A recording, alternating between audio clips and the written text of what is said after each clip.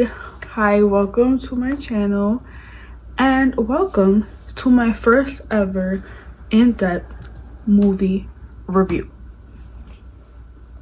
After watching Sinners, I was like, no, I need to talk about this. I need to fucking talk about this. I have not been this blown away since fucking Challengers. And Challengers literally came out April last year. Maybe it's something about these April movies that are just complete bangers. So note to self, if I ever decide to direct a movie or like drop any sort of film, I gotta drop it in April because clearly this is the month for iconic films. Shout out Challengers. Now let's get into the Sinners review. I have my cat. Don't get distracted by him, okay? Like, I know he looks so cute and he's like, I have my laptop where I wrote down some notes. I watched Sinners yesterday night, 10:20 p.m. at my favorite AMC movie theater in all of New York.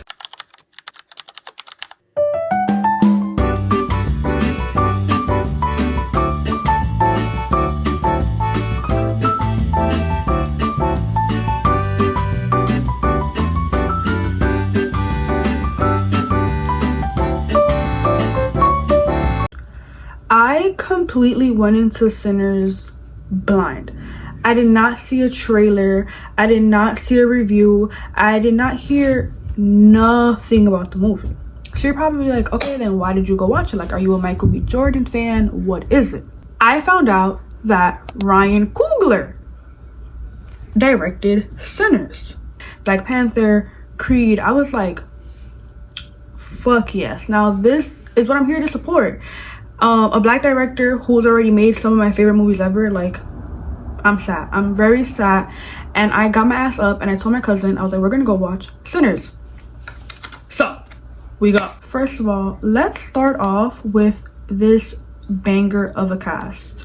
We got Haley Steinfeld as Mary, Michael B. Jordan as Stack/Smoke because he plays a twin, if you didn't know that, Lee Jung Lee as Grace, Omar Benson Miller as Cornbread, Wunmi Mosaku as Annie, Jamie Lawson as Perline, Miles Caton as Sammy. Now, I'm so sorry if I butchered any of those names. Please forgive me. If I said anything wrong, feel free to correct me in the comments. Banger of a cast. Banger of a cast. I think Miles, the actor who played Sammy, he did a outstanding, phenomenal job. When I tell you, I'm watching the movie and this whole time I'm thinking, like, I wonder what else this guy is in. Like, I need to see him in something else. What a powerful voice, amazing acting. The way he portrayed all his lines were, one, obviously so fucking convincing because he's an amazing actor, but just so, like, he just said everything he said everything with the correct tone at the right time. Like, it was just chef's kiss. While I was watching him, all I can think was, I can't wait to go home and search up his discography and watch everything he's in, only to find out this was his first role. And if you watched Sinners, I know that just gagged you. Like, I know that just fucking gagged you. So round of applause for Miles, please, on this amazing accomplishment. Exactly, no other words. I was so blown away. His performance was top fucking notch. Like, no notes. I highly recommend him being casted in everything. And that voice, that powerhouse of a voice that he has was amazing. I wonder if he can play guitar in real life. I'm not sure. I should search that up. Or maybe if he learned for the role. Maybe he's been playing all his life. Such an interesting character, and I'm just so ready to see him in the big screens again immediately. Like, we need to get him on Broadway. He's just perfect. Now let's talk about Michael B. Jordan as Smoke/Stack, because again, I said he plays twins. Michael is a very talented actor. He's a household name. Like when somebody says Michael B. Jordan, like you know who he is. He's known for his looks. He's a very attractive man. He's known for his talent, the movies he's in, Creed, the franchise. Like we know who Michael B. Jordan is.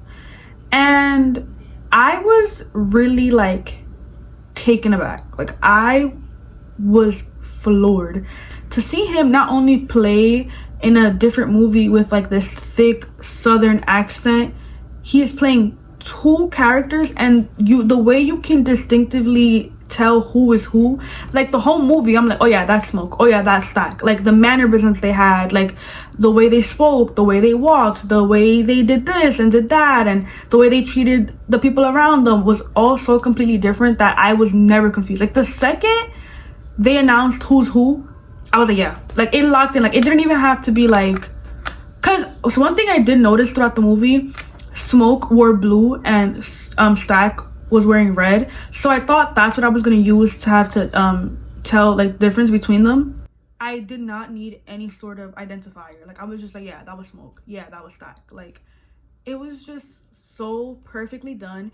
It high-key reminded me of how Nina Dobrev did like 4 different characters in the Vampire Diaries, and you can literally tell who Katerina was, you can tell who Elena was, and the other girls. It was just like, wow. It's the same way I feel about Smoke and Stack. Like I found myself asking like, oh, who would I date, Smoke or Stack? And it's like, that's how you know that's good acting. Like being able to completely make 2 different people when it's technically just one. Like bravo, Michael B. Jordan, you did an amazing job.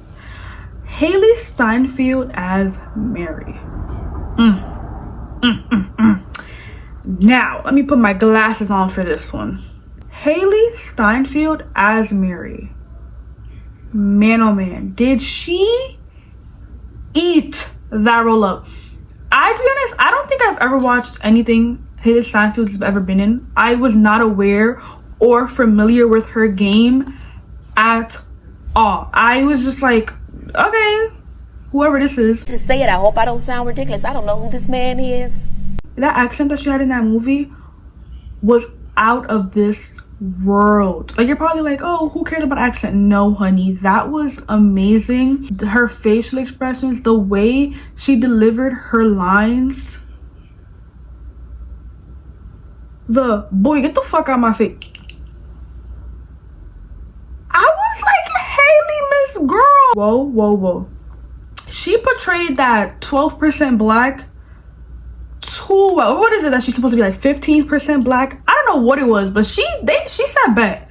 They were like, we need you to be a little black. She said, she took it and ran. She was like, okay, bet. She delivered the fuck out those lines. Like she did not play. Her accent was on point. Her facial, everything was so good. Like the dynamic between Mary and Stack was amazing. Like they genuinely belong together.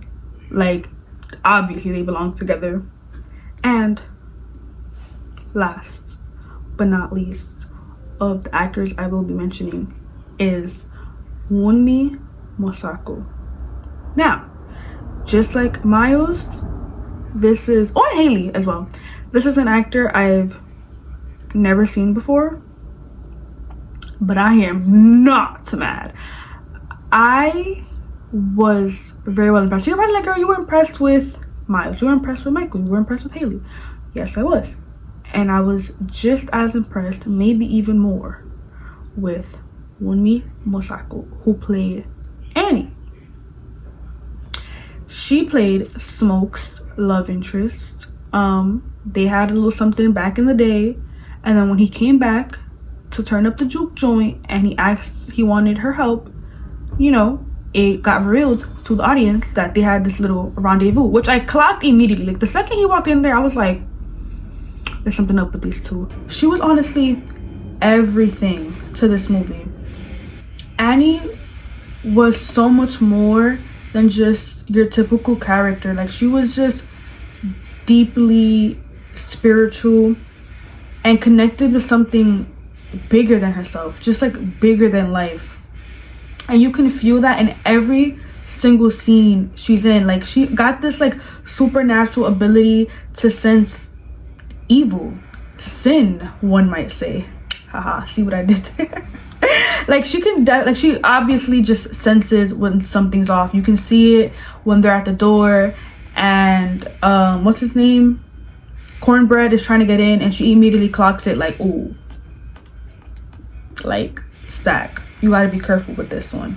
And listen, we need to talk about how important it is to have Black plus size women in mainstream media, especially as the love interest. Usually social media tries to make that some sort of like controversial take whenever they see, God forbid, whenever they see a Black woman on the TV, period. But a Black plus size woman, it's like all hell has gone loose. But Annie in this movie, she's unapologetically herself. She's bold, and she is completely important to the storyline, which we support. We love a Black woman female lead. It was just refreshing to see such a talented woman be able to take on such an important role and completely fucking kill it. She just brought so much strength to the movie without being stereotyped, which I completely loved. And shout out to the writers, shout out to Ryan. Like, they did their thing with this casting. Now let's get into some deeper things throughout the movie. Like, Sinners isn't just like your typical horror movie with some weird, insane twists. This movie tackles some real life issues. It does not shy away from talking about slavery, segregation, racism. Like, they are tackling all of these problems in such a real yet fake way, if you know what I mean. It's like, it's a fictional movie, but the history is real. The things that are happening in this movie isn't just some silly made up story. These are events that happen in real life, minus the vampire part, of course. The way they tied these historical aspects like slavery and segregation was so well done. It's like, yes, you're watching a movie, but you're still like forced to confront these real life problems that are still going on till this day, by the way. Sorry to say it, but it's true. One of my favorite scenes from the entire movie was the dance scene. It wasn't just choreography, it was expression of freedom. It represented survival. It represented just the joy of Black culture amidst the dark times, like literally the dark times. Everything they were going through outside of this juke joint just disappeared when Sammy picked up that guitar, when he started singing, when Perline started dancing. Oh girl, when Perline started stomping, and the juxtaposition from Perline stomping to the music, and then that guy getting jumped in the back. Like, that film scene, cutting the music, the emotion I felt personally during this scene was crazy insane. Like, I probably even shed a couple tears, and I did cry so much throughout this movie, just for so many reasons. It was just such an impactful movie in so many different ways. And let's talk about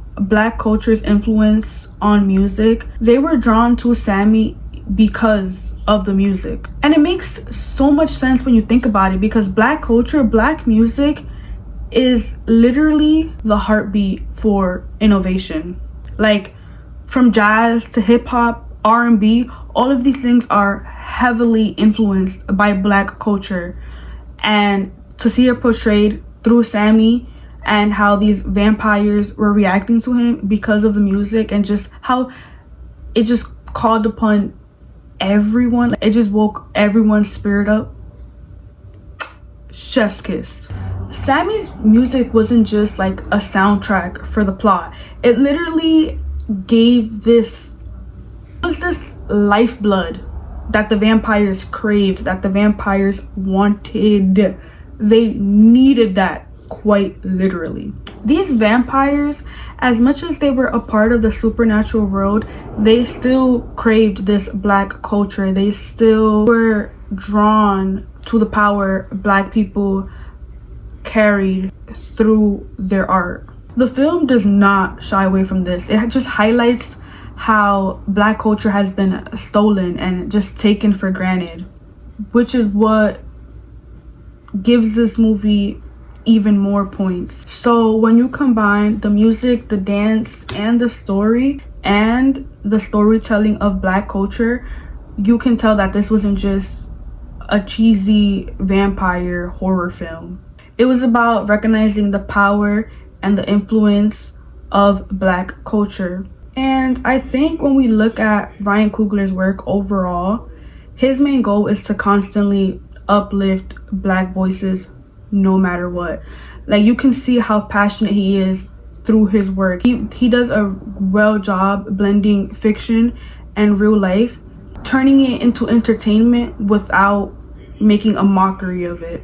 Ryan does a great job showing black culture and how it's played its part in shaping today's world in real life and through fiction. And that's what you call an amazing director. Ryan used horror to express real trauma. The real sinners were not the ones dancing in the juke joint.